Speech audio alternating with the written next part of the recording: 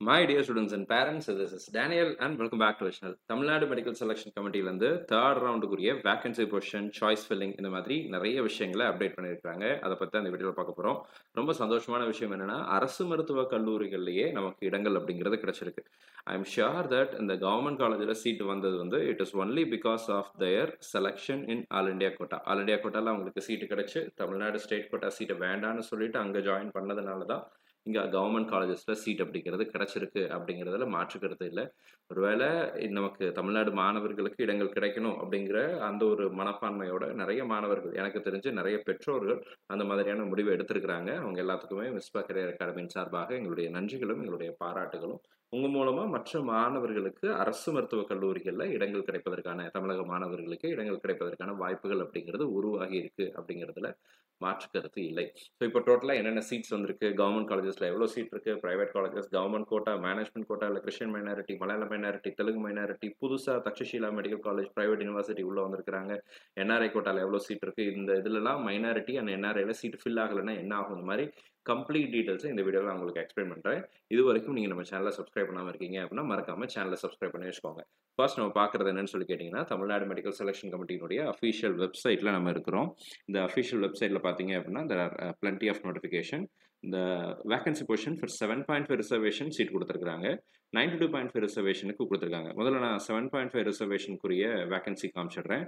7.5 பொறுத்த வரைக்கும் சுவாமி விவேகானந்தாவில் நமக்கு நியூ சீட்ஸ் ஆட் ஆனதுனால 2 சீட் வந்து கவர்மெண்ட் கோட்டாவில் 7.5 ரிசர்வேஷனுக்கு கிடச்சிருக்கு. ப்ரைவேட் யூனிவர்சிட்டிலையும் நமக்கு வந்து ஸ்ரீனிவாசன் வெங்கடேஸ்வராவில் சீட் இன்க்ரீஸ் ஆகிருக்கு. தக்ஷஷீலாவில் 5 சீட் புதுசாக 100 சீட்டோட உள்ளே வந்திருக்காங்க. ஸோ 5 சீட் வந்து நமக்கு கிடச்சிருக்கு. டோட்டலாக 9 11 சீட் வந்து எம்பிபிஎஸ்க்கு சீட்டு கிடச்சிருக்கு.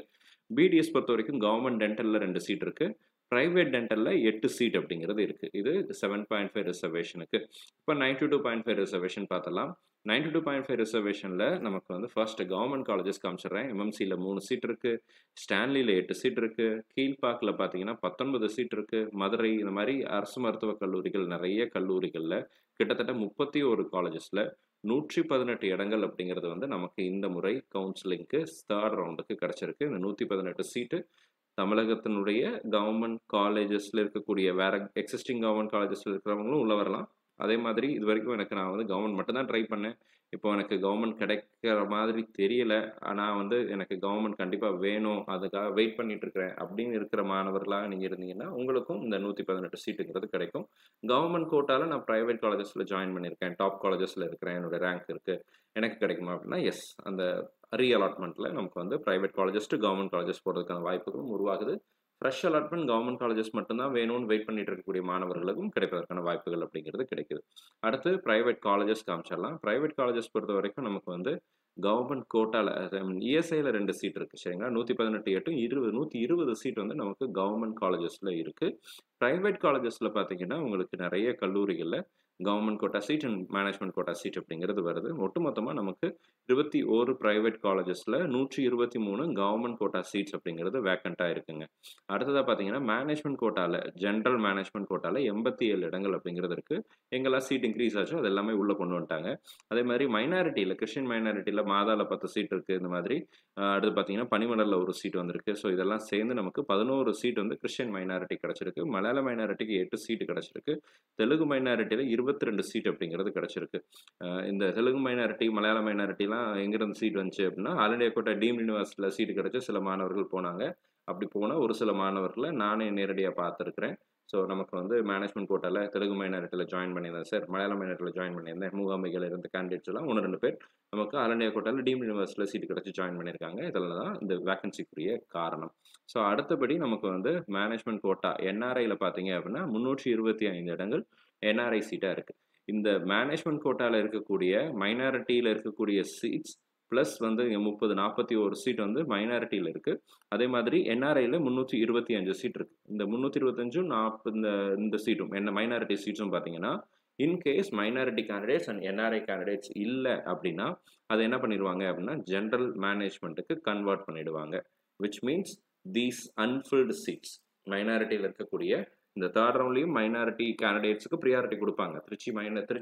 தெலுங்கு மைனாரிட்டி சீட் வந்து தெலுங்கு மைனாரிட்டி கேண்டிடேட்ஸ்க்கு தான் ப்ரியாரிட்டி போகும். Malayalam minority, it will be given priority to Malayalam minority candidates. Christian மைனாரிட்டினா கிறிஸ்டியன் மைனாரிட்டி கேண்டிடேட்ஸ்க்கு ப்ரியாரிட்டி கொடுப்பாங்க. If there are no candidates, enough candidates இல்லை, அவங்களுடைய இன்ட்ரெஸ்ட் இல்லை அப்படின்னா மட்டும்தான் அது வந்து ஜென்ரல் மேனேஜ்மெண்ட் கன்வெர்ட் ஆகும். அந்த நேரத்தில் மார்க்கின் அடிப்படையில், ரேங்கின் அடிப்படையில் நமக்கு சீட் அலோகேஷன் அப்படிங்கிறது நடக்கும். This is applicable for NRI as well. என்ஆர்ஐயில் இருக்கக்கூடிய 320+ இடங்கள் இருக்கு இல்லைங்களா, அந்த இடங்களுக்குமே என்ஆர்ஐ கேண்டிடேட்டாக நீங்கள் இருந்தீங்க அப்படின்னா, என்ஆர்ஐ கேண்டிடேட் சாய்ஸ் ஃபில்லிங் பண்ணியிருந்தாங்க அப்படின்னா அவங்களுக்கு தான் கொடுப்பாங்க. அதில் ஃபில் ஆகலைன்னா தான் அந்த சீட்டை வந்து ஜென்ரல் மேனேஜ்மெண்ட்டுக்கு கன்வெர்ட் பண்ணுவாங்க. This is applicable for private colleges and private universities, ரெண்டுக்குமே பொருந்தும்.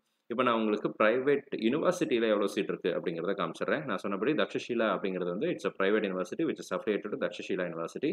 அண்ட் இந்த காலேஜில் வந்து மொத்தம் 100 சீட் வந்திருக்கு. 60 சீட் வந்து கவர்மெண்ட் கோட்டாலையும், அண்ட் இது வந்து நான் மைனாரிட்டி இன்ஸ்டியூஷன்றதுனால இப்படி இருக்குது.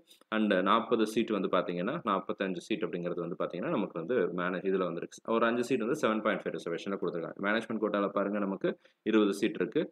மைனாரிட்டி தெலுங்கு என்ஆர்ஐ கேட்டகரிக்கு வந்து 15 சீட் கொடுத்துருக்காங்க. டோட்டலாக 95 சீட்ஸ் வந்து நமக்கு இதில் வந்து ஒட்டுமொத்தமாக government quota seats and private universities 163 mark, 163 seat. Management quota general management 103 seat இருக்குது. என்ஆர்ஐ பார்த்தீங்கன்னா 107 இடங்கள் இருக்குது. கிறிஸ்டியன் மைனாரிட்டி கன்னியாகுமரியில் மட்டும் ஒரு சீட் இருக்குது. தக்ஷஷீலா இந்த மாதிரி எல்லா காலேஜஸ்லையும் இருக்கக்கூடிய தெலுங்கு மைனாரிட்டி சீட்ஸ், மற்ற 3 காலேஜஸில் இருக்கக்கூடிய தெலுங்கு மைனாரிட்டி சீட்ஸுங்கிறது 37 சீட். ஸோ இதுதான் நமக்கு இருக்கக்கூடிய ஒட்டுமொத்த இடங்களாக இருக்குது. கவர்மெண்ட் பிடிஎஸ் பொறுத்த வரைக்கும் 53 சீட் வந்திருக்குதுங்க.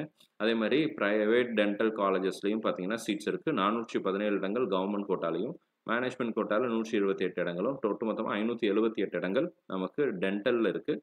ஒட்டுமொத்தமாக நமக்கு வந்து private government colleges and private colleges all together சேர்ந்து பார்க்கும்போது தேர்ட் ரவுண்டில் ஒரு கன்சிடரபிள் அமௌண்ட் ஆஃப் வேகன்சிஸ் அப்படிங்கிறது இருக்குது. இது வரைக்கும் எனக்கு சீட் கிடைக்கலன்னு வெயிட் பண்ணிட்டு இருக்கக்கூடிய மாணவர்களாக நீங்கள் இருந்தீங்க அப்படின்னா, make use of the choice filling process effectively. And இந்த சாய்ஸ் ஃபில்லிங்கை நீங்கள் பண்ணும்போது தவறு இல்லாமல் பண்ணுங்கள். இதில் முக்கியமாக நீங்கள் ஞாபகத்தில் வச்சுக்க வேண்டியது என்னென்னா, there is no free exit in the third round. Third ரவுண்டில் உங்களுக்கு ஒரு சீட் அலாட் பண்ணதுக்கப்புறம் அந்த சீட்டை நீங்கள் வேண்டான்னு சொன்னீங்கன்னா, தட்ஸ் அந்த நீங்கள் கட்டின fees, security deposit, that will be forfeited. First thing.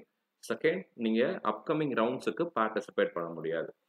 இப்போ மாப்பப் ரவுண்ட் நடந்துட்டு இருக்கு, தேர்ட் ரவுண்டில் இருக்கிறோம். ஒருவேளை ஸ்ட்ரே ரவுண்ட் 1, 2 போன வருஷம் நடத்துகிற மாதிரி எக்ஸ்டென்ஷன் போச்சுன்னா, அந்த மாதிரி எந்த ரவுண்ட்லையுமே நம்மளால் என்ன பண்ண முடியாதுன்னா பார்ட்டிசிபேட் பண்ண முடியாது.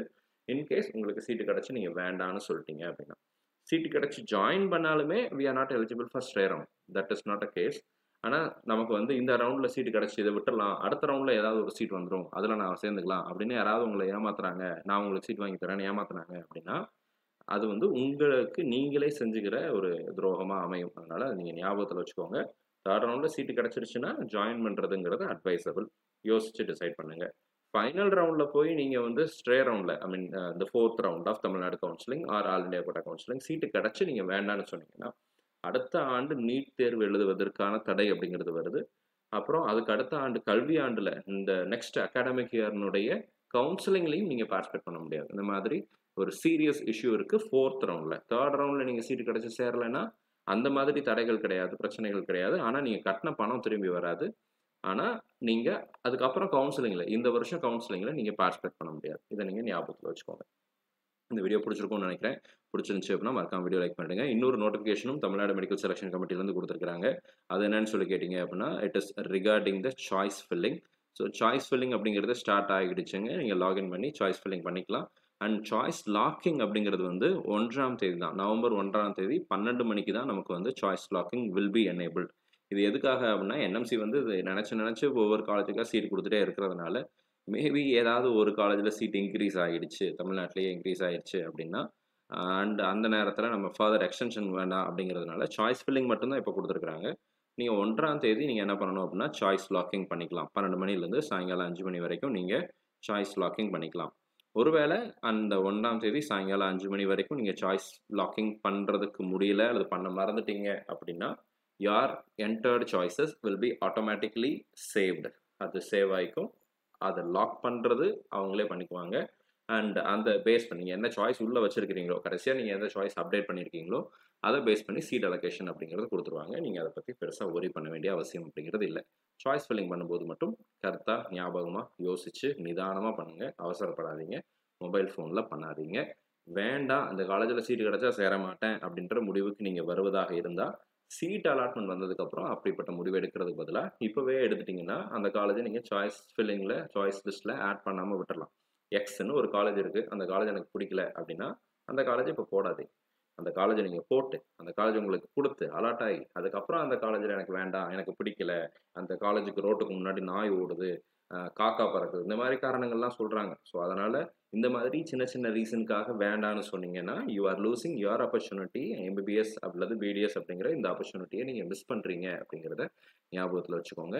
அண்ட் ஃபினான்ஷியலாகவும் லாஸ் இருக்குது அப்படிங்கிறதுனால அந்த மாதிரி காலேஜஸை, உங்களுக்கு பிடிக்காத காலேஜஸை நீங்கள் ஆட் பண்ணாமல் விட்டுறலாம். இந்த வீடியோ உங்களுக்கு பிடிச்சிருக்கும்னு நினைக்கிறேன். பிடிச்சிருந்துச்சு அப்படின்னா மறக்காமல் வீடியோ லைக் பண்ணிடுங்க. அண்ட் சேனலை நீங்கள் இது வரைக்கும் சப்ஸ்கிரைப் பண்ணாமல் இருக்கீங்க அப்படின்னா மறக்காமல் சேனலை சப்ஸ்கிரைப் பண்ணி வச்சுக்கோங்க. All the very best and thank you so much. நம்ம சேனலில் பார்க்கக்கூடிய மாணவர்கள் மற்றும் பெற்றோர்களுக்கு அவங்க விரும்பின மருத்துவக் கல்லூரிகளில் இடங்கள் கிடைக்கும்னு சொல்லி உங்களுக்கு நானும் ப்ரே பண்ணிக்கிறேன். All the very best and thank you so much.